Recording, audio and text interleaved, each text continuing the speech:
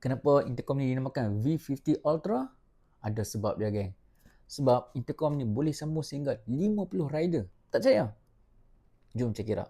Blaze V50 Ultra ni guna freeform mesh intercom. Apa beza dengan intercom biasa? Okey, kalau intercom biasa, dia kena pairing satu-satu. Kalau kata ketua keluar line, semua boleh terputus. Susah balik nak masuk join group tengah-tengah jalan. Dan ini adalah menggunakan mesh system. Apa tu mesh system? Mesh system ni dia boleh connect sehingga 50 rider dalam satu network. Orang pun boleh masuk keluar group tanpa ada ganggu connection. Signal lebih stabil, tak macam Bluetooth, dan tak perlu nak pairing berulang-ulang kali. Kalau ini just one connection, just smooth. Dan kalau convoy besar, mesh memang jauh lebih smooth daripada Bluetooth connection. Untuk intercom V50 Ultra ni, dia boleh sampai range sehingga 500 meter open area. Dan dia juga merupakan one click connection, tak perlu nak sambung on off banyak kali.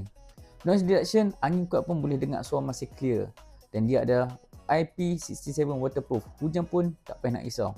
Jadi kan, kalau hampa ni jenis yang ride solo, mungkin tak kisah. Tapi kalau hampa jenis convoy yang jenis big group macam 10, 20 ke 30 biji motor, mesh ni memang game changer untuk hampa. Jadi siapa-siapa dapatkan V50 Ultra ni, jangan lupa tekan beg kuning.